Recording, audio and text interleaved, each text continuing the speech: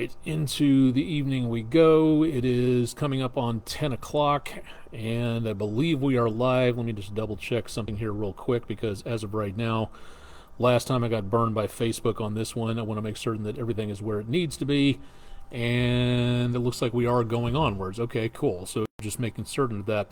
I'm Chief Meteorologist Austen Onek. This is Weather Overtime, back with you on the evening show. Was working for Chip Chapman a couple of mornings, keeping an eye on what was happening in the morning. Now back with you on the flip-flop shift. Chip will have more details on your forecast coming up tomorrow morning at 5 o'clock, which could include the possibility of some more showers and thunderstorms coming our direction. We'll talk more about that here in just a little bit. Coming up, the possibility of more flash flooding, more chances of rainfall at least early on in the next couple of days, and then the temperatures start to take a bit of a downturn into the weekend, so we'll get some nicer weather for any outdoor activities. That's looking a little bit better for now, but otherwise not doing too bad overall when it comes to everything in the way of weather. We managed to pick up just shy of half an inch of rainfall for today on the almanac page, and our high temperature wasn't set until right before sunset, so we did manage to make 78 the high, which was way below normal for this time of the year. Low temperature was pretty well spot on, but otherwise not bad for much of the area. Record high last set back in 1998, 100 degrees, so for record setting temperatures around here, you got to go at least triple digits at this time of the year before you go any higher than that. Record temperatures, again, very warm numbers, yes, but not exactly, again, record-breaking, so not doing too bad. I want to switch over to our cameras real quick. Might be able to see a little bit of this left over, kind of hazy over downtown, looking back toward Lookout Mountain, where air quality is much better at this time. If you go out and take a look around, if you have a good view of the west, you might be able to see a couple of things. Number one, the waxing crescent moon, and then also just over a little farther, kind of hard to see with the cloud cover here, the planet Venus showing up quite nicely. So the clouds breaking up a bit, and a very large spider heading in over the area. Say hi, everybody, to Sylvester the Spider, checking in from the upper left-hand corner of our screen for this evening. Back to downtown real quick from the News 12 studios, looking over the north side of Lookout Mountain, which a couple of days ago we couldn't even hardly see Lookout Mountain. Yes, the pollution was that bad out there, but for right now, looking a little bit clearer and hopefully staying that way. No smoke on its way from Canada. A lot of construction going on here at 2475 in south central Chattanooga, just north of the Georgia state line, so this may be an area to avoid as we go into this weekend. And a quick check of Lee Point, back at 153-64 interchange. Not quite, a little hazy, not bad considering where we have been over the last couple of days with all that wildfire smoke, but otherwise traffic moving along quite nicely. Maybe some patchy fog overnight. Temperatures have dropped off a few degrees, but it's still very much on the mild side. And yes, the possibility of maybe getting into some visibility problems toward tomorrow morning. Toward tomorrow, about dawn patrol, we could be looking at visibilities around 2.5 miles, somewhere in there, so that could be a bit of an issue. Chip will have more on his forecast, again, coming up bright and early at 5 a.m. Have to thank everybody, and I mean a lot of you, who sent in pictures from around the area this morning as that front and those very impressive cloud formations rolled on through.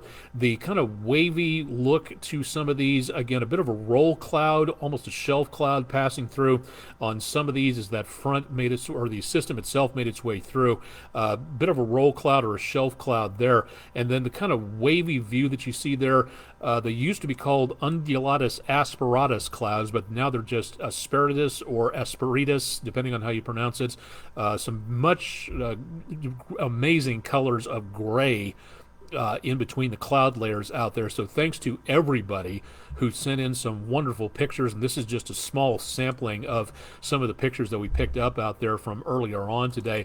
If you've got pictures to be able to feature as our West Shore Home Weather Window picture of the day, like we did have with several people, again, please send them in to us at pictures@wdef.com.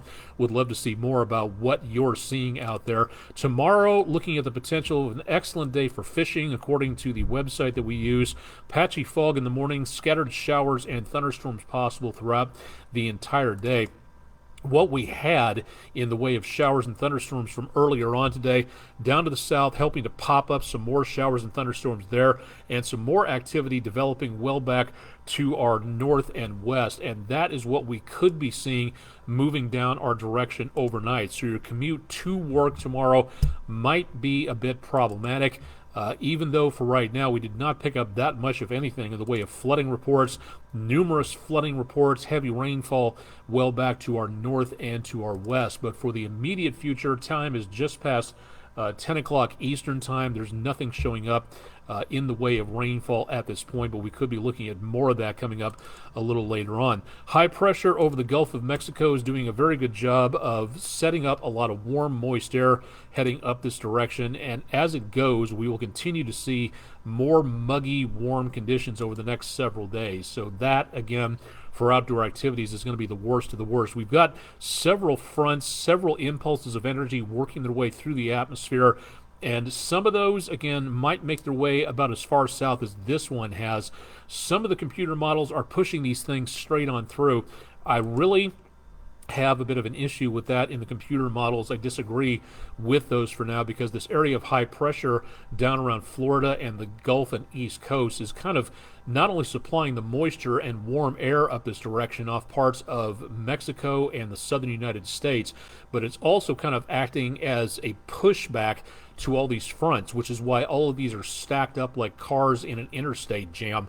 We just don't have a lot of these systems. If we did, we'd see a lot clearer skies coming on through the entire area, and that's not happening because of this area of high pressure. So for right now, I think we're going to be seeing the potential of some of these storms, again, passing close to the area, but for high pressure down here supplying us with the moisture for the storms and the humidity, I don't see them passing all the way through the area anytime soon. Now, overnight into tomorrow morning, let's get this loaded up here. We see again the potential for more showers and thunderstorms redeveloping dawn patrol tomorrow morning, and then some of those could intensify enough to where they stick around, and then another round of storms coming in behind that one. So we've got the initial pulse here, a secondary pulse developing over Middle Tennessee, right where they don't need it because they picked up a ton of rainfall for today, and all of that is going to be heading down our direction throughout the course of the rest of the day. So it looks like another possible soggy day, but after that stuff moves through, and if we get enough sunshine, temperatures could bounce very easily back into the lower to mid 90s. So another very hot day for the Tennessee River Valley coming up, and maybe a few lingering showers and thunderstorms out there, and then another round comes through from the mid-south as we go overnight into very early Friday morning. Again, for severe weather purposes, we'll take a look at that coming up here in just a little bit. As it is moving into relatively stable air, I don't see a lot of concern with this for major severe weather, and most of this should be clearing the air as we get into and around the area of very early Friday morning. So if we get rid of that in time, it's a good possibility that we may soar back again into the lower 90s by the time we hit afternoon and evening on Friday afternoon. So expecting a hot finish to the week. Numbers again back in the lower 90s with plenty of sunshine out there. All right, for severe weather purposes, the Storm Prediction Center, the earlier forecast we showed you on News 12 early on this evening, had that severe weather threat most prominent over our area, but now that's lifted back to the north, and again, that's a marginal threat of severe weather. This is not, again, a major severe weather outbreak, but some of those storms round about I-40, that is where we could be seeing a potential problem there. Then tomorrow, that threat redescends across the area.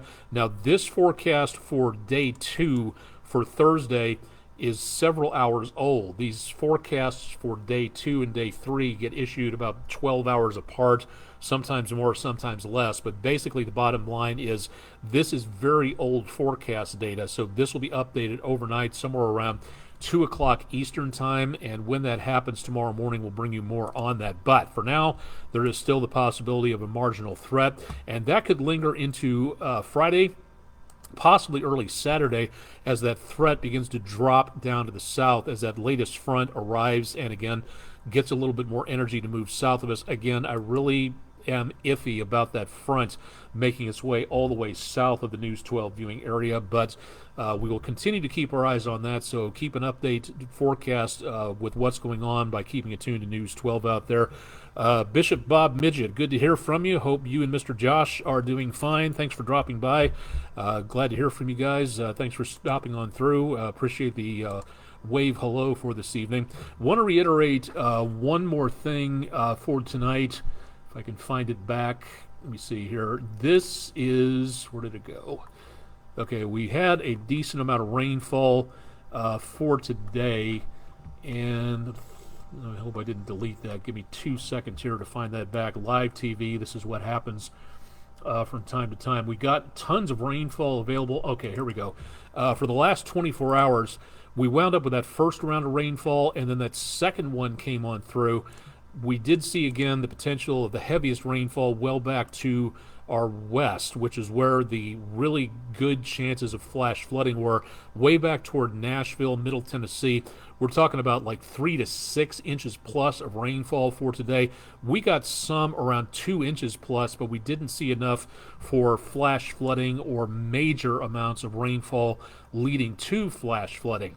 Here's the problem. The ground right now is saturated with all that moisture, which is why we may see the fog into tomorrow morning.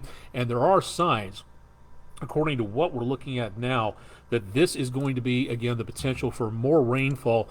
And at this point, it's not going to take much. It's going to take some rainfall, just collecting, running off from those hills and mountains around the area, and collecting in low-lying areas around bridges, creeks, streams, ravines, gullies, whatever you want to call them, and wherever water collects, that's where we could see again the water rise very quickly, and that could lead to the potential of flash flooding. So while this doesn't seem to be much in the way of rainfall, it could lead to the potential of flash flooding throughout the next couple of days, and this is something that we are going to be having to watch very carefully. And I want to reiterate, again, repeating myself, the risk of that, but I'll risk it to make certain that somebody will be willing to make certain that their lives are saved on this. The potential still exists for some flash flooding well back to our north and west. Paducah, west of Nashville, Jackson, Tennessee, could see a good possibility of a flash flooding risk tonight and into early tomorrow morning.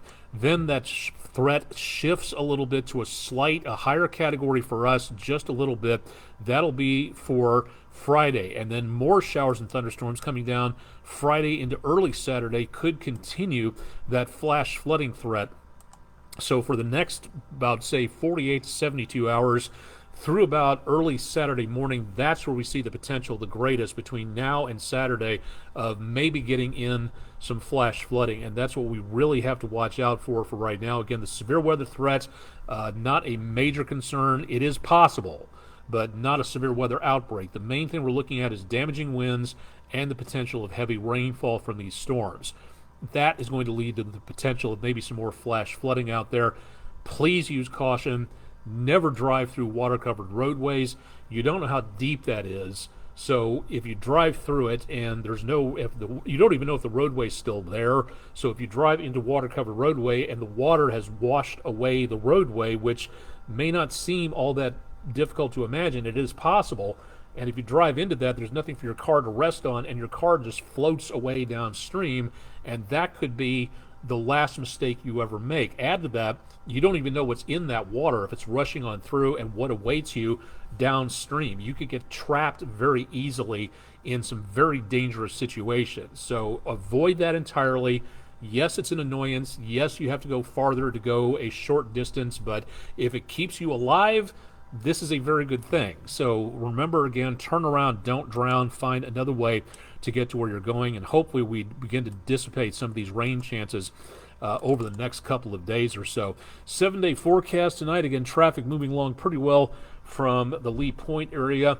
Let's get the Island Cove Marina and Resort camera in there, and not doing too bad on the view for tonight. Matter of fact, looking at if I'm not mistaken, looking at that particular bright star right there, I believe that's the star Regulus from around the area of Leo the Lion as it sets in the west, if I'm not mistaken. That could be other stars out there, but I think that's what we're looking at for right now. But for the 7-day forecast, this is where we see again the change in temperature taking place, dropping the numbers into the weekend into the upper 80s, and that assumes that that collection of fronts makes its way all the way down our direction. If it does, and I'm crossing my fingers on this, back in the upper 80s, I'm just not that confident we're going to be seeing the high pressure relent control over the Gulf of Mexico. When those high pressures build over the Gulf, they have a tendency to kind of lock themselves in place and not move that far. Drift, yes. Move, rarely, depending on what goes on. So for right now, it looks like this computer model is doing a good job of saying that the high pressure is going to drift a little farther, allow the drier air to come in. That gets rid of the rainfall chances. That drops our temperatures, which, if it happens, great. I just don't see it as the predominant leaning conventional wisdom, so to speak, with the weather for right now. But here's hoping here's hoping I'm wrong in this case, to give us some relief from the heat out there. Dry through much of the weekend. Showers and thunderstorms could linger on through about Saturday morning, possibly into that area, and that again could be a problem for outdoor activities. But it looks like most of the activity for Saturday should be confined to the morning, some isolated activity by the afternoon, and then we clear things out. So for part of the weekend, things look pretty good. Mostly sunny skies for Sunday, and then dry and pretty warm out there. This is normal for this time of the year on temperatures, back in the lower 90s. So it'll be pretty close to where we should be at this time of the year. Not doing too bad on the numbers there. We will be getting warmer again toward about Wednesday of next week, and that also brings back our chances of showers and thunderstorms. Not great chances, but again, we could use the rainfall out there, as we saw in the almanac a little while ago. We could definitely use some help on that. Out into the tropics, let's go to the Pacific first. Calvin is a shadow of its former self, moving to the south of the Hawaiian Islands. The winds are still at tropical storm status, so it is still hanging on there. It's booking really quick to the west at about 20 miles an hour. So this thing giving some rain and wind to the Hawaiian Islands, but it does not look like a problem, and it doesn't look like it's regenerating anytime soon. So definitely some good news on that for right now. Don is still wandering the Atlantic, up and down, left, right, sideways, and it is still tropical storm strength as well. It's expected as of right now to make a loop-the-loop. It's going to curve back to the northwest, so this thing could come 360 in a matter of days, depending on what happens. Where it goes from there, again, so far the computer models take it up higher into the North Atlantic, maybe closer to Europe, and that colder water should sap this storm's strength. Now, a little farther to the south, we have another storm system coming in from off the coast of Africa. It's not doing much at this time, and we'll show you why in just a little while. And the odds of this thing actually making it to anything organized, a little bit on the iffy side for right now. 20% chance of development in the next week or so. It is going to be moving over those very warm, and I'm talking bathtub warm waters, 88, 90 degrees on some of those ocean temperatures out there, as the ocean does its best to absorb the climate change heat from the atmosphere. So we'll see how well that goes. But here's the interesting thing, because right now a massive glob, two of them actually, glob of dust from the Sahara is moving out over the Atlantic. One is starting to dissipate over parts of the Caribbean and trying to make its way up into the southeastern United States, but it's kind of in a holding pattern now. That high pressure we were talking about, keeping that at bay for the time being. And then right off the coast of Africa, another burst of dust coming in and over that particular area where that storm is located. What does that have to do with anything?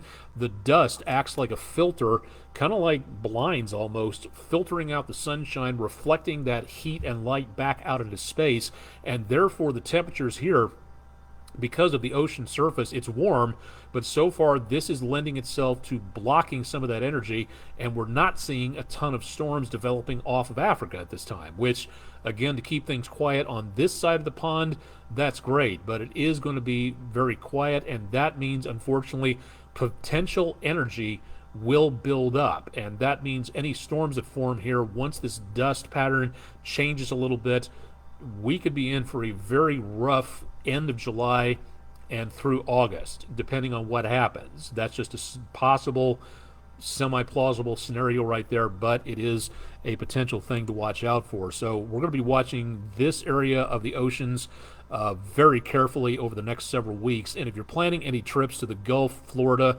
the East Coast, the Caribbean, taking a cruise, anything like that, you really got to watch what's going on over here to forecast what's going to be happening later on over here. So if you're doing any extracurricular vacations out and about toward the oceans, now's the time to be paying attention to what's happening out this direction, because it'll be a couple of weeks before it gets here. Once it develops, that again is going to be something that could really affect your vacation and quite possibly your safety.